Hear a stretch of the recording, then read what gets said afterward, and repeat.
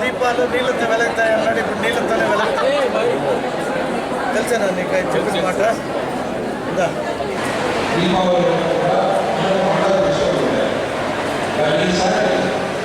ఈ పండుగ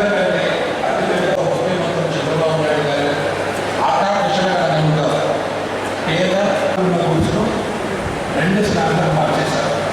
దీనివల్ల భారతదేశం మొత్తానికి 30,000 కోట్ల రూపాయలు ఆదా చేకూరుతుంది. అదేవిధంగా మన రాష్ట్ర ప్రజలకు 8,000 కోట్ల ఆదా చేకూరుతుంది. ఇవన్నీ కూడా తిరిగి ప్రజలకు వచ్చే ఇన్కమ్ ద్వారా ఉత్పాదకత పెరిగి వాళ్ళ నుంచి డిమాండ్ పెరిగి ఉత్పాదకత పెరిగి చిన్న మధ్య తరహా పరిశ్రమలన్నీ కూడా ఊతం లభించి వాటిలో ఉత్పత్తి పెరిగి ఉద్యోగాల అవకాశాలు పెరిగి తిరిగి ప్రజలందరికీ మేలు చేకూరాలి. ప్రపంచంలో ఇండియాను మేక్ ఇన్ ఇండియా రాష్ట్ర ప్రభుత్వం మరియు కేంద్ర ప్రభుత్వం ఇచ్చినటువంటి ఈ ప్రోత్సాహకాలు ఏవైతే ఉన్నాయో అది ప్రజలందరికీ తెలియాలి అన్న ఉద్దేశంతో గత నెల రోజులుగా ఈ జిఎస్టీకి సంబంధించిన వల్ల తగ్గించినందువల్ల కలిగేటువంటి సేవింగ్స్ ఎంత పెరిగింది అన్నది వాడవాడ ప్రజలందరికీ కూడా తెలియపరచాలి. ఎగ్జిబిషన్ స్టాల్స్ ద్వారా కూడా వాళ్ళందరినీ కూడా విస్తృతంగా చైతన్యపరచాలి. రాష్ట్ర ప్రభుత్వం కేంద్ర ప్రభుత్వం ఇచ్చినటువంటి ఈ రాయితీలు ప్రజలకు ఎంత ఉపయోగకరంగా ఉన్నాయన్న అంశాలు కూడా ప్రజలందరూ తెలుసుకోవాలి అన్న ఉద్దేశంతో ఈ రోజున 30 రోజుల కార్యక్రమానికి చివరి ముగింపు కార్యక్రమంగా ఈరోజు మొత్తం కూడా ఈ కార్యక్రమం జరుగుతుంది.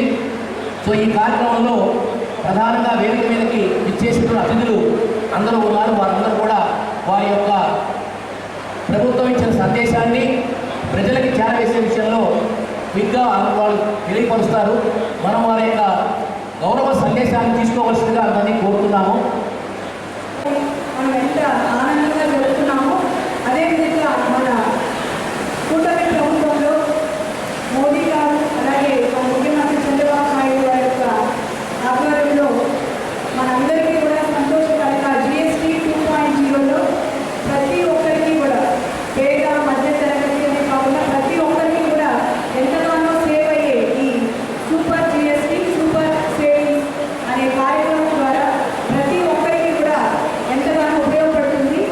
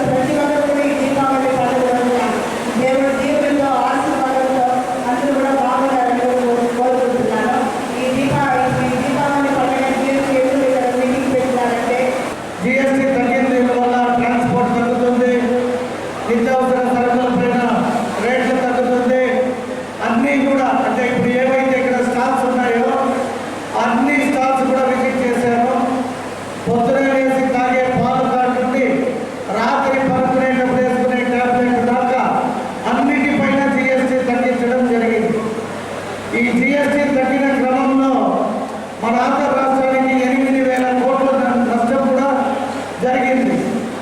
అయినను మన ప్రియతమ ముఖ్యమంత్రి కామన్ ప్రజలంటే మా ఆంధ్ర రాష్ట్ర ప్రజలకి మంచి జరుగుతుంది అంటే రాష్ట్రానికి నష్టం జరిగినా పర్వాలేదు అని 8,000 కోట్ల రూపాయలని రాష్ట్రం భరించేకి అంగీకరించి అసెంబ్లీ నడుస్తున్నప్పుడే ఇది వచ్చింది కాబట్టి అసెంబ్లీలో బిల్ పాస్ చేసి మొట్టమొదట ఆంధ్ర రాష్ట్రమే ప్రధాని పెట్టిన బిల్లుకి తీర్మానం చేసి బిల్లు పంపించడం జరిగింది. ఆ ఘనత ఆంధ్ర రాష్ట్రానికి దక్కడం జరిగింది. కాబట్టి మీరందరూ మహిళలు పొద్దున లేసి వాడే నిత్యావసర సరుకులు అన్నింటిపైన కూడా ధర తగ్గింది కాబట్టి మీ మహిళా లోకం మొత్తం యావత్తు కూటమి ప్రభుత్వానికి నారా చంద్రబాబు నాయుడు గారికి రుణపడి ఉండాలని తెలియజేసుకుంటూ పండుగ సమయంలో ఎక్కువ మాట్లాడడం ఇష్టం లేక ఇంతటితో ముగించుకుంటూ మరొకసారి మీ అందరికీ తెలుసు ఇనిషియల్ కేసు తెచ్చినప్పుడు మనకి సందర్భం కూడా చాలా ఇబ్బంది పడ్డారు. ఎందుకంటే వ్యాట్ అనేది వ్యాట్ని సమగ్రంగా చేసి లేవడం వల్ల అంతే సమయంగా చాలా ఇబ్బంది పడ్డాయి. ఒక టైం తీసుకుంది దాని తర్వాత చిన్న చిన్న కంపెనీ కూడా సహాయం కాకుండా లోన్ చేసుకునే పరిస్థితి ఏర్పడింది. ఇవన్నీ కూడా ఈ క్రమంలో సర్వే చేసుకుంటూ వస్తున్నప్పుడు జిఎస్టీ గురించి మ్యాక్సిమం అవగాహన అందరికీ ఇవ్వాలి. అదేవిధంగా జిఎస్టీ తగ్గిస్తే